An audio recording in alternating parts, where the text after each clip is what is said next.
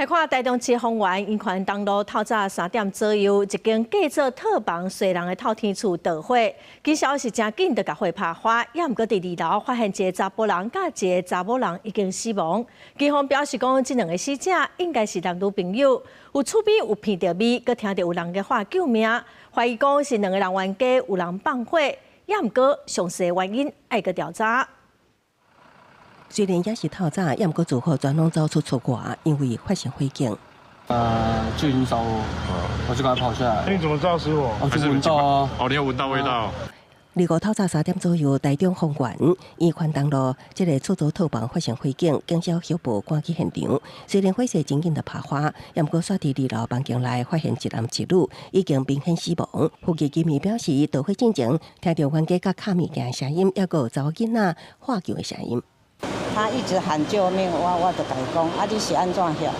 讲救命，我讲啊是安怎哈？啊，伊佫无讲，所以我就较紧走落来。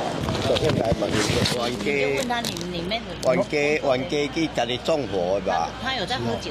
伊发查某会发救命啦，这查甫有听到声来。我们到的时候门是紧闭，所以我们是破门以后进入。哦，那在初期的时候，后面的住户他疑似有看到里面那个房间从阳台的部分，后面的阳台有看到有浓烟跟起火势的状况。警方初步了解，死亡的是58岁姓张的女子，甲53岁姓李的查甫人，2个人是情侣动机关系，进前并无通报家暴，也是保护令的记录。姓张女子的家属表示，伊日时拢伫厝内照顾失智的母亲，毋知影伫外口有睡厝。 我问啊，他说住1年了。住1年了。阿哥离你们原本的家好像很近，是不是？很近啊，很近啊。哦，是。他有时候要回家照顾我丈母娘啊。他们有常吵架吗？这个我不晓得。互动呢？应该很正常吧。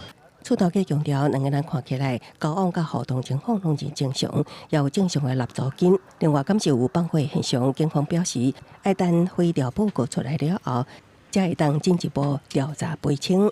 公司新闻采访报道。